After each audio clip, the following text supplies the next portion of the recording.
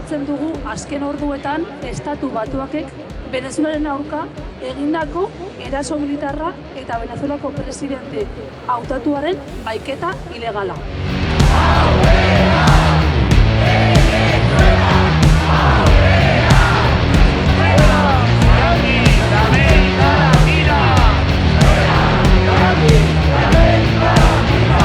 Gertakari hauek guztiz neurrigabeak dira eta ez dituzte inondik inora nazioarteko legedia eta nazio batuen erakundearen karta errespetatzen.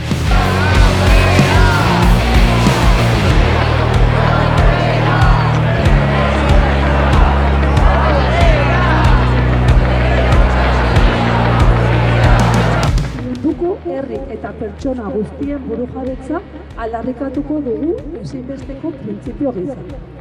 Inork ezin du Venezuelar herriaren gaineko erabakirik hartu. Hori Venezuelan herriari soilik dagokio eta ez beste inori. Jarrera hori Amerikako Estatu Batuetako administrazioa osatzen duten multinazionalen interesei lotuta dago zeinak menpekotasun ekonomiako estrategia oldarkor batekin, presio politikoekin eta indar militarraren erabileraren mehatxuekin konpromisoa daude. Monroe doktrinaren eguneratzeak diskurtso belicista kezkagarria batez lagunduta erasoa eta zantaia normalizatu nahi ditu Washingtonek eta kontinentearen arteko harremanean.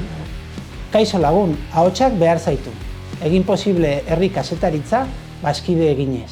Horregatik, nazioarteko komunitateari exijitzen diogu eraso hauek salatu eta neurri zorrotzak har ditzan.